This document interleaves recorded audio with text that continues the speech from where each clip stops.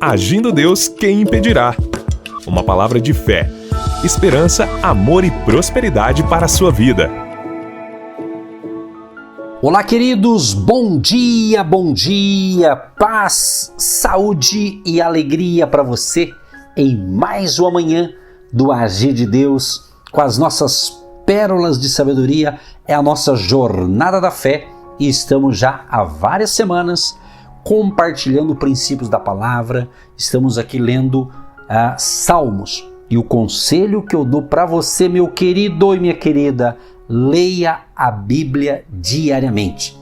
E aproveite, você que está nos acompanhando aqui pelo rádio ou pela internet, no nosso canal no YouTube, leia o Salmo que eu estou mencionando aqui, leia na íntegra, porque aqui a gente está passando apenas uma reflexão nesses minutinhos que nós temos aqui com vocês aqui durante a semana. Seja sempre bem-vindo ao Agir de Deus aqui por essa emissora de rádio ou por alguma plataforma digital aí que você está nos ouvindo, tá bom? Vamos então direto ao Salmo 28.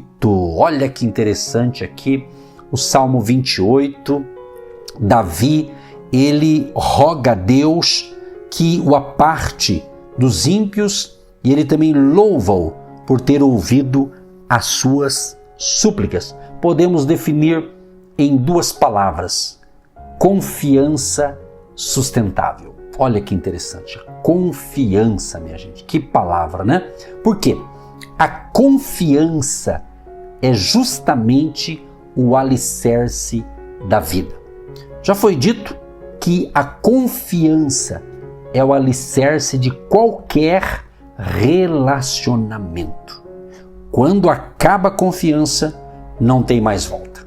Acaba a amizade, perde-se o emprego e dificilmente se resgata o casamento, a não ser por um milagre. Alguém escreveu que confiança é como uma bela louça. Se quebrar, você pode até colar os cacos, mas nunca mais terá de volta o seu esplendor, ou seja, não tem conserto.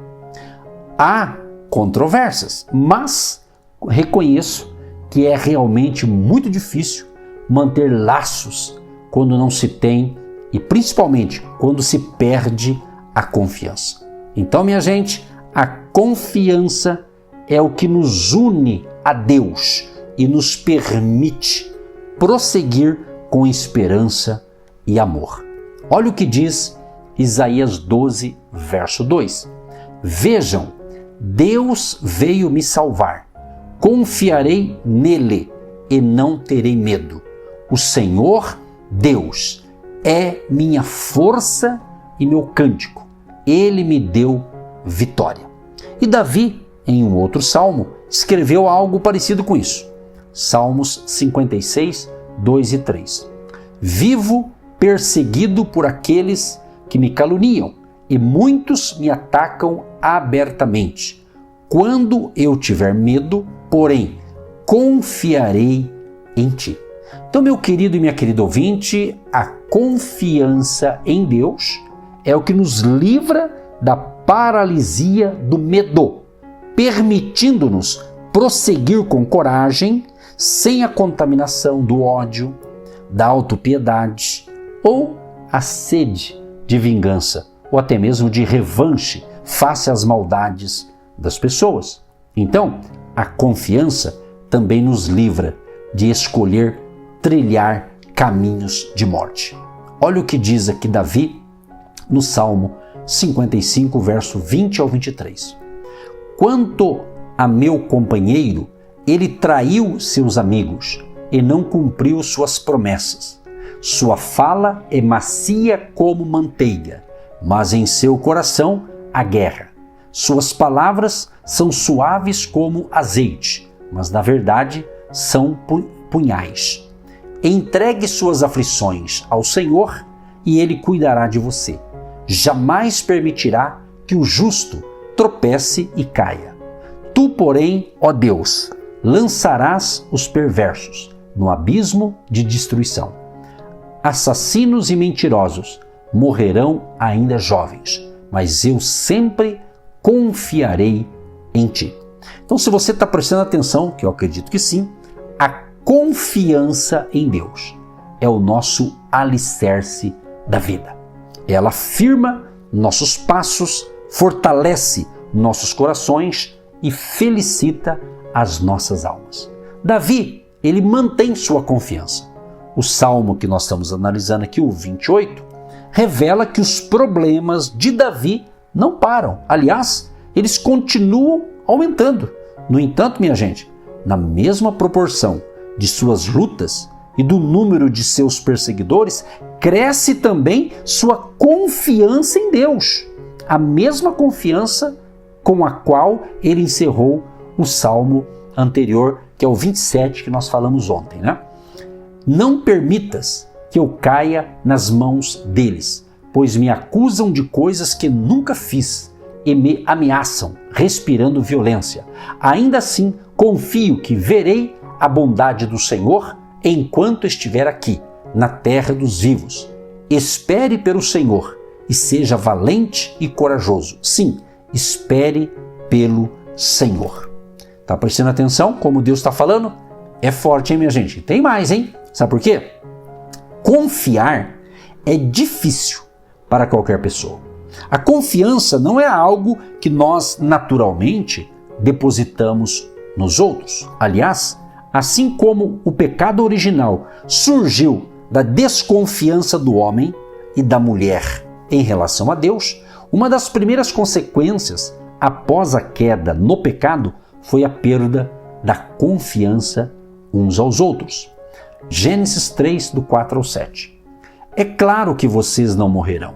A serpente respondeu à mulher: Deus sabe que no momento em que comerem do fruto da árvore que está no meio do jardim, seus olhos se abrirão e, como Deus, conhecerão o bem e o mal. A mulher viu que a árvore era linda e que seu fruto parecia delicioso e desejou a sabedoria que ele lhe daria. Assim, tomou do fruto e comeu. Depois deu ao marido que estava com ela e ele também comeu. Naquele momento, seus olhos se abriram e eles perceberam que estavam nus. Por isso, costuraram folhas de figueira umas às outras para se cobrirem.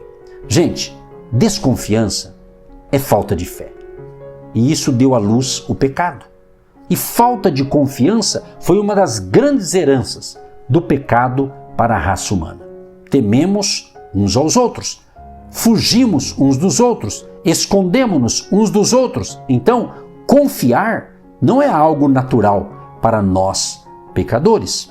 Agora, confiar em Deus também é muito difícil. No Éden, por exemplo, Adão e Eva, com medo, fugiram e se esconderam de Deus. Olha o que diz a história. Quando soprava a brisa do entardecer, o homem e sua mulher ouviram o Senhor Deus caminhando pelo jardim e se esconderam dele entre as árvores. Então o Senhor Deus chamou o homem e perguntou: Onde você está? E ele respondeu: Ouvi que estavas andando pelo jardim e me escondi. Tive medo, pois eu estava nu. Então, a falta de confiança na bondade e também na misericórdia de Deus gerou no primeiro casal o medo.